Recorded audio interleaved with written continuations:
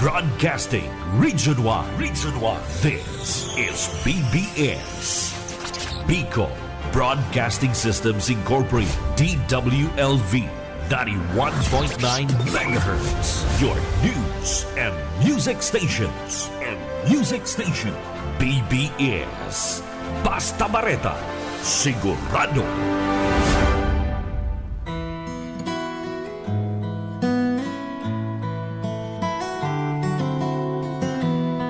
Magandang umaga po, Bicolandia. Magandang umaga po dito sa probinsya ng Camarines Sur at magandang umaga po dito sa lungsod ng Naga. Magandang umaga po sa lahat ng inaabot ng coverage nito, ng signal nito. Dito hindi lamang sa Bicolandia, sa buong Pilipinas at sa labas ng ating bansa. Tayo po ay on air and online. Ito po ang biyaya sa pagkaaga. Dito po sa impila ng BBS DWLV 91.9 FM.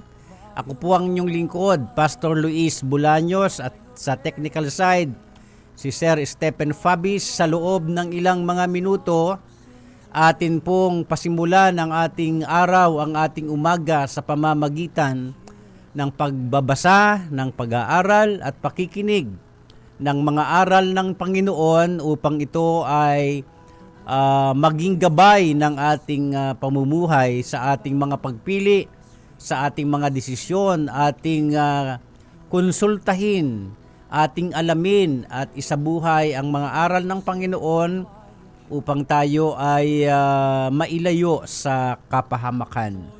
Muli po, sa loob ng ilang mga minuto, tayo po sama-sama na magpasimula ng ating umaga sa pamamagitan po ng pag-aaral ng ating devotional message ngayong umaga. Muli po, simulan po natin ito sa panalangin. Let's pray po. Pwede po kayong makiisa sa akin. Ama namin Diyos sa langit, muli po kaming nagpapasalamat sa buhay na muli po ninyong pinagkaloob po at pinahiram sa amin. Maraming salamat po sa buong magdamag na habang kami natutulog, kami ay inyong pinag-ingatan. At muli po, ngayong umaga, ito po ang aming buhay. Salamat po, Panginoon, sa pagbibigay po ninyo sa amin ng panibagong pagkakataon upang mabuhay para sa iyo. Ito ang aming dalangin, patnubayan po kami ng iyong banal na Espiritu, samantalang kami ay nakikinig ngayon at nag-aaral ng iyong mga aral. Ito pong aming dalangin, kalakip ng aming papuri, ng aming pasasalamat sa iyo, dakilang Diyos, sa tanging pangalan amang Diyos ng aming Panginoong Hesukristo. Amen. Muli po, magandang umaga po kay Brother Roy Clavicilla from Roma.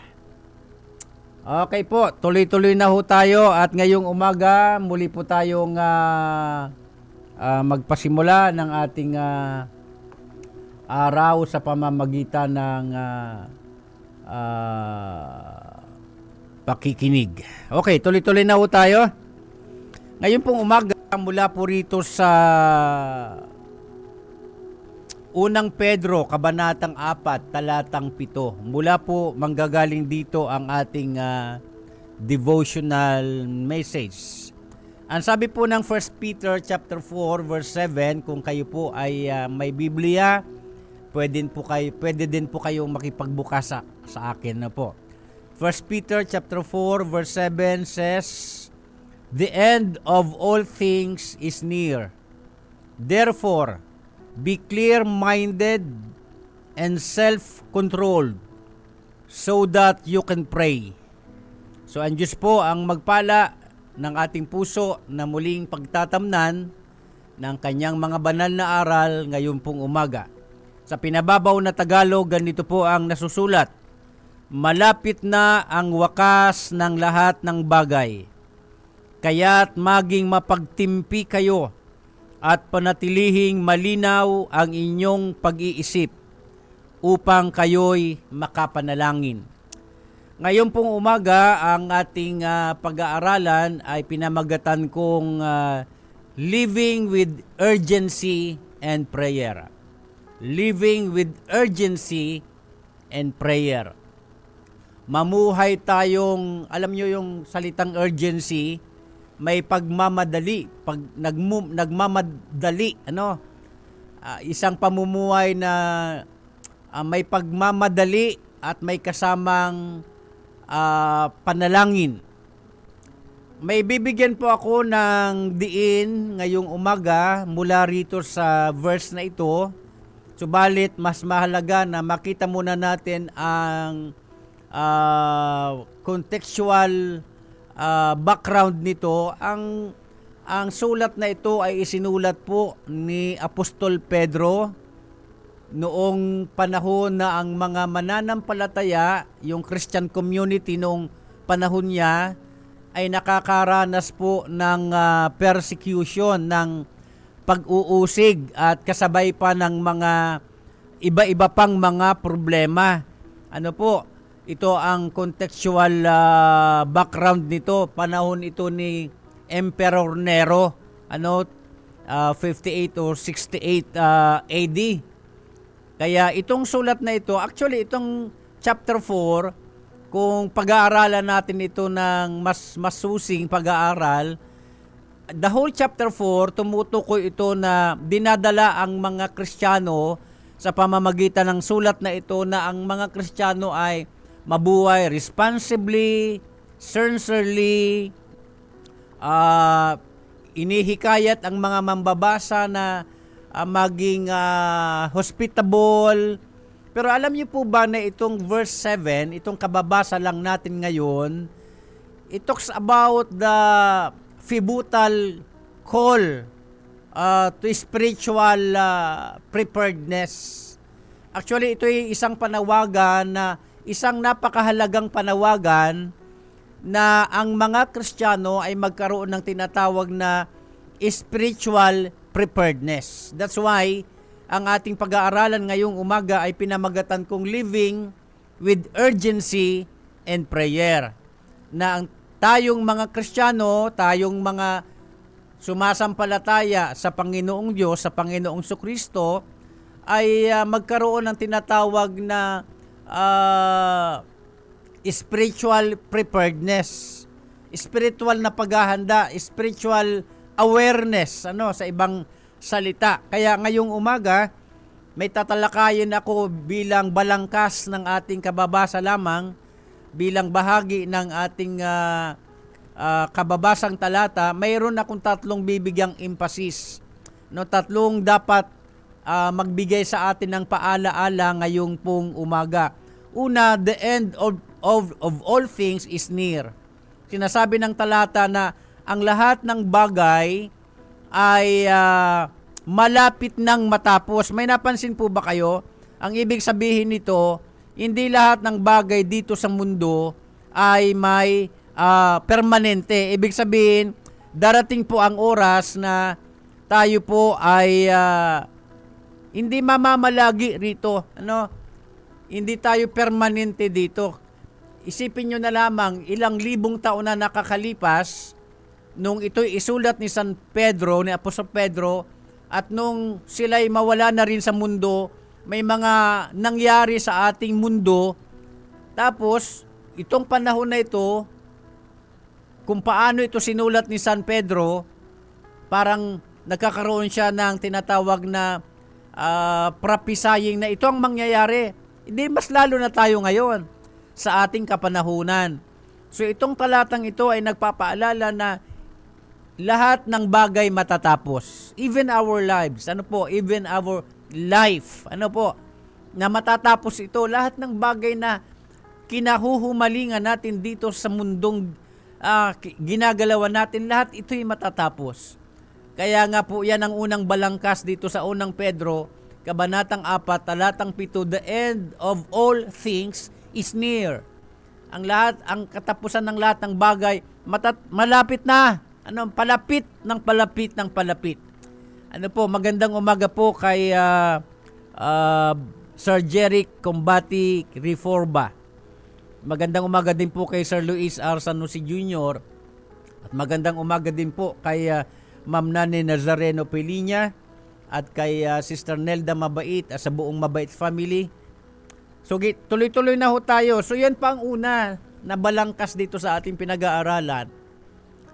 The end of all things is near.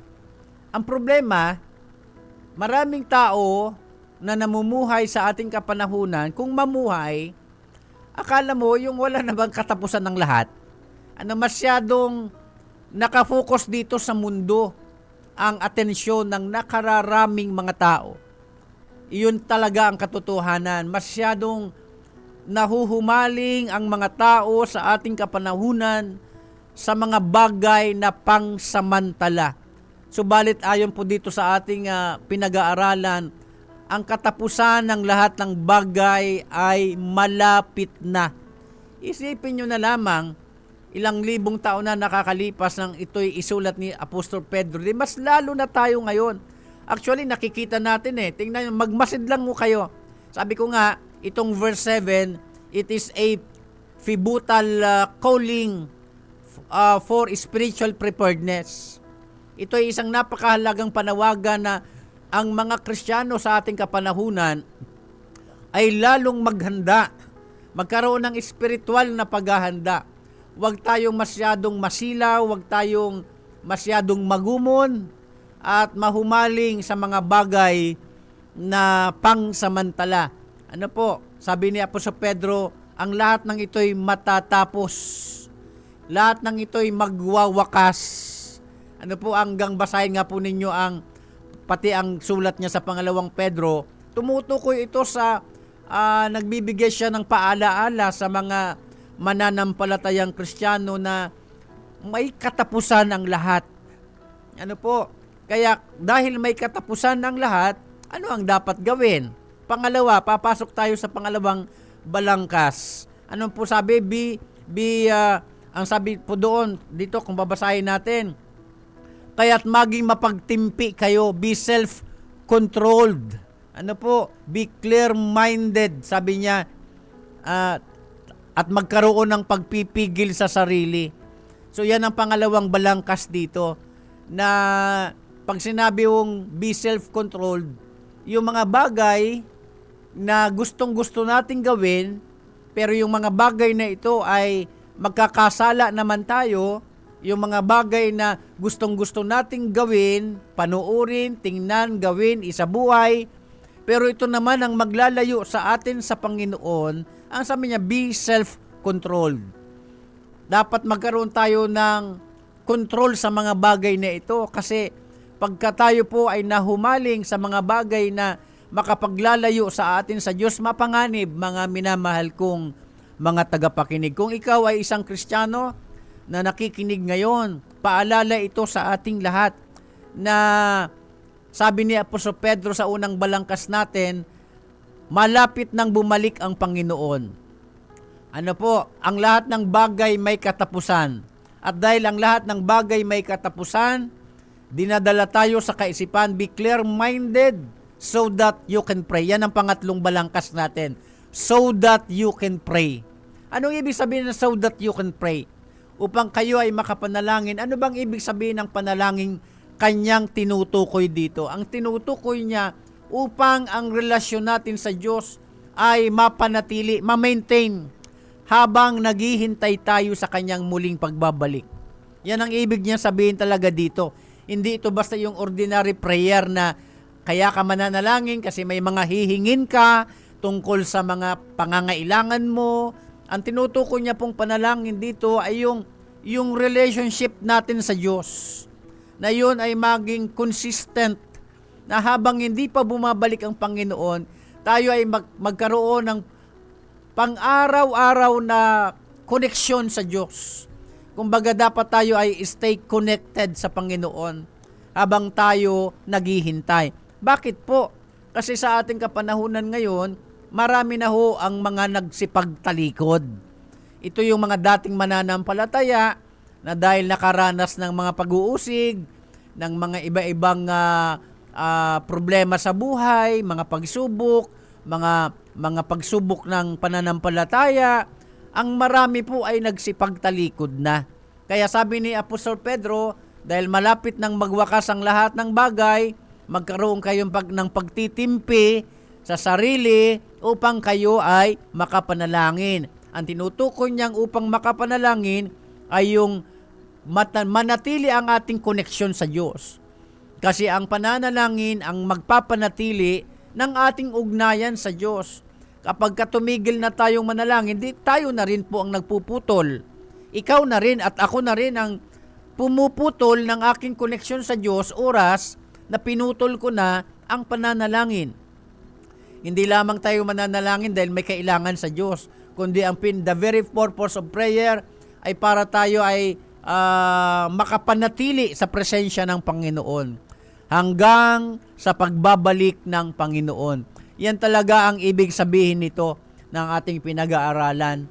Kaya ito po ay magpapaalala sa ating ngayon umaga na baka masyado na tayong nasisilaw, nahuhumaling sa mga bagay na totoo naman siguro sa pakiramdam mo nagdudulot sa iyo ng kasiyahan, sa akala mo nakakapagbigay ng kahulugan ng buhay mo, pero hindi totoo yan. Ang lahat ng yan ay pangsamantala. Kahit anuman ang ini-enjoy natin dito sa mundo, matatapos din. Actually, tayong mga believers, tayong mga Kristiyano, mga minamahal kong mga tagapakinig, meron tayong pinaka-aasam-asam. At alam ko pong makaka-relate kayo sa akin. Alam ko na alam nyo ang tinutukoy ko.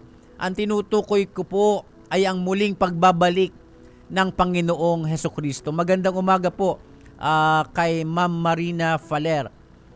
At dito po sa ating pinag-aaralan, titingnan natin dito ang pwede nating maging application.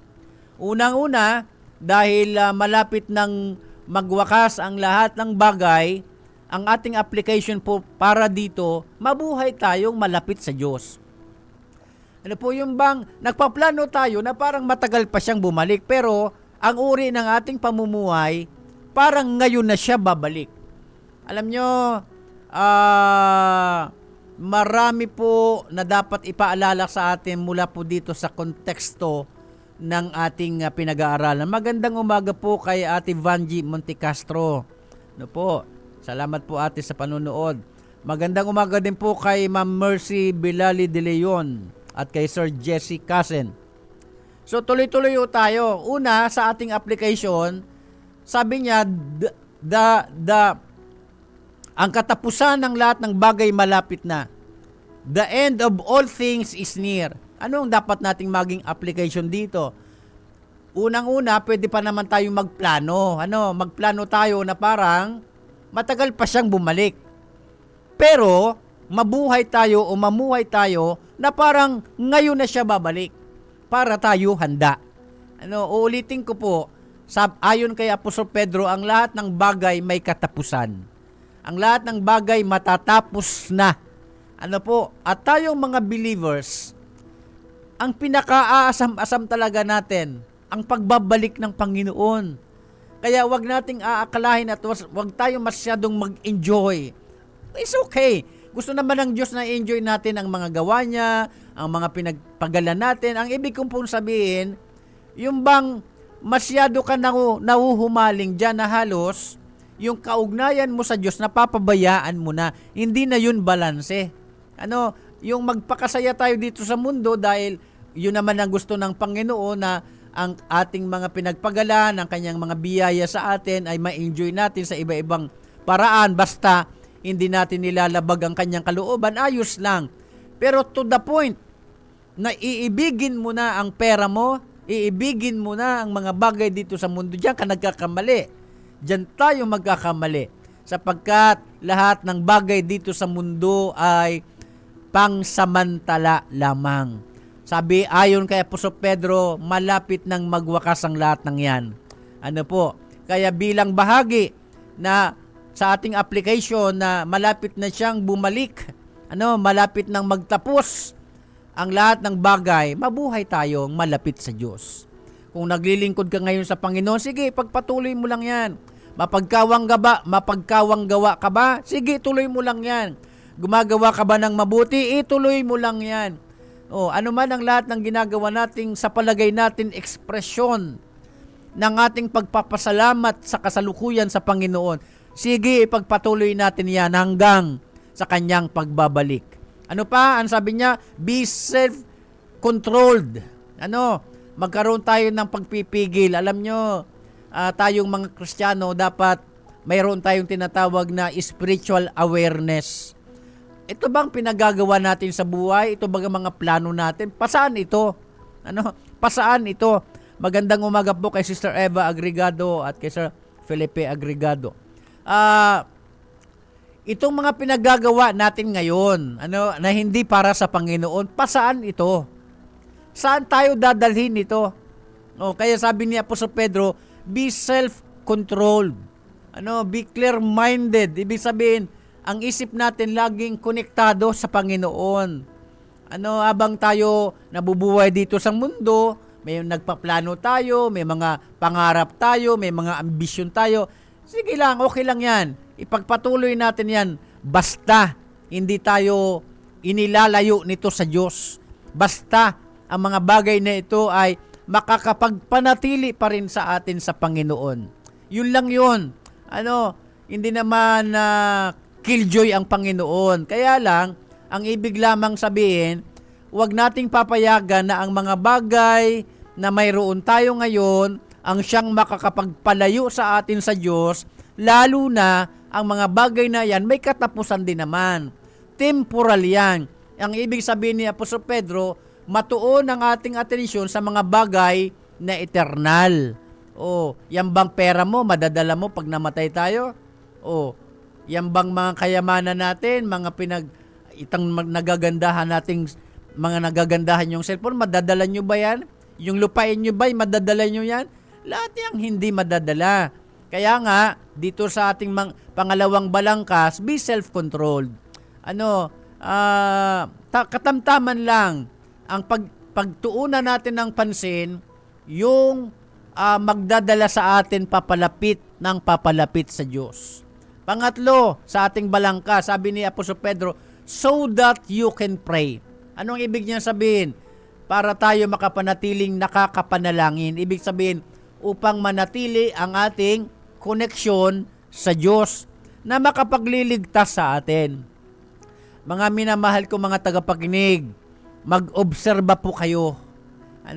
Mag-obserba po kayo sa ating mundong ginagalawan. Tingnan nyo, kaya nga baga sabi ko po sa inyo kanina, itong verse 7, it talks about a pivotal call for us to have spiritual preparedness. Itong talatang 7 ng kabanatang 4 ng unang Pedro ay isang napakahalagang panawagan na ang mga Kristiyano magkaroon ng spiritual awareness, spiritual preparedness. Dahil tayong mga Kristiyano na naghihintay sa muling pagbabalik ng ating Panginoon sa Kristo, malapit na siyang bumalik. Palapit na siyang bumalik. Tingnan nyo ang kaganapan sa ating mundo. Lahat ng yan ay prophecy sa Bible. Lahat ng yan ay nakasaad sa Biblia na nangyayari na sa ating kapanahunan sa ngayon. That's why ang aking pamagat-baga, living with urgency and prayer. Yun bang isang klase ng pamumuhay na nag-iisip tayo lagi na malapit na siyang bumalik, kaya yung mga bagay na dapat kong ayusin sa buhay ko, kung nag-backslide ako, bumalik ako sa Panginoon, kung nagkasala ako sa nakaraan, bumalik ako sa Panginoon, magpatuloy ako na wala tayong pakialam sa sinasabi ng iba, ang mahalaga, maligtas ang ating kaluluwa. Living with urgency, yung bang isang klase ng pamumuhay na hindi ka natutuksot na sisilaw ng mga kinahuhumalingan ng tao dito sa mundo, kundi ang ating focus doon lagi sa buhay na walang hanggan. Ang problema kasi sa ating mga tao, akala natin dito na tayo titira. Gugustuhin nyo bang dito tumira sa mundo? Pagkagulo-gulo, dami-dami mga problema. Kaya para po sa ating pagtatapos ngayong umaga, sana itong ating pinag-aralan ay magsilbing paalaala sa ating lahat na bantayan natin ang uri ng ating pamumuhay. Baka nalilihis na tayo sa Panginoon. Baka ang puso natin malayo na sa Panginoon. Pag-iingatan natin yan.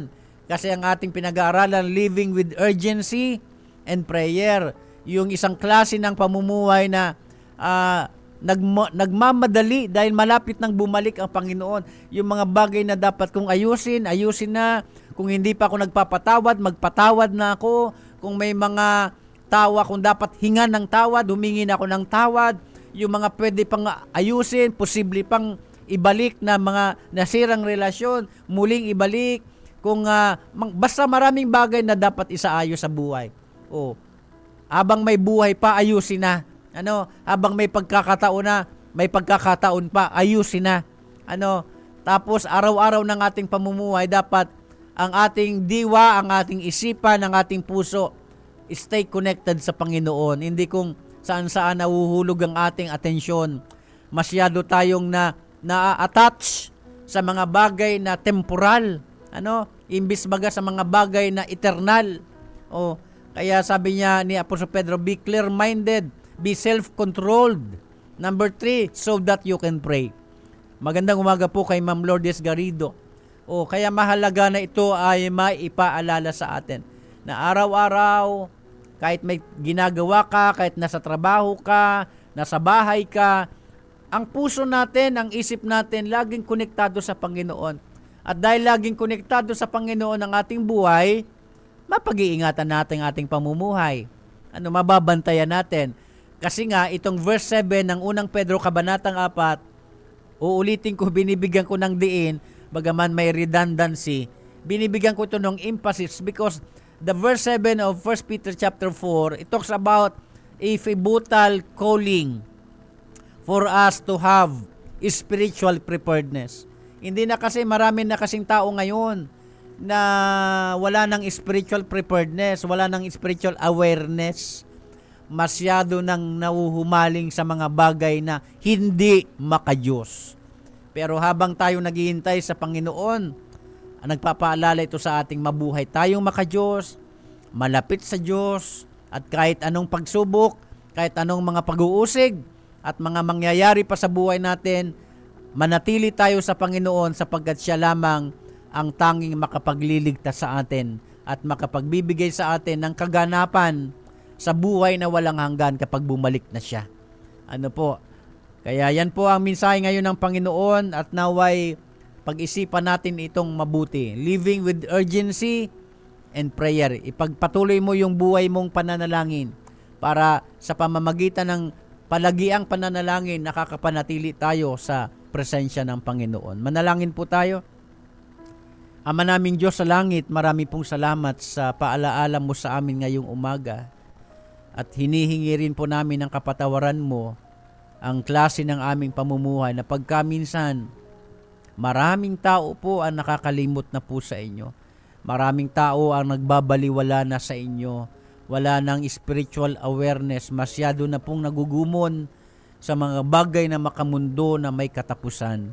Subalit kami na nakapakinig ngayon, kami na nag-aaral ngayon, tulungan nyo kami, bigyan mo kami ng lakas, ng biyaya mo, na araw-araw habang kami naghihintay sa muling pagbabalik ng Panginoong Hesukristo, masumpungan po ninyo, Panginoong Diyos, ang aming buhay na nabubuhay na mayroong banal na pagkatakot sa inyo. Pagpalain niyo ang lahat ng nakinig at nanood at sa lahat pa ng magre-replay nito. Itong aming dalangin, sinasamba ka namin, Panginoon naming Diyos, sa pangalan ng aming Panginoong Hesukristo. Amen. Muli po, ako po ang inyong lingkod, Pastor Luis Bulaños. Susunod na po ang Kakampi Network News, ibabalita ni Sir John Bernas. Pagpalain po kayo ng Panginoong Diyos.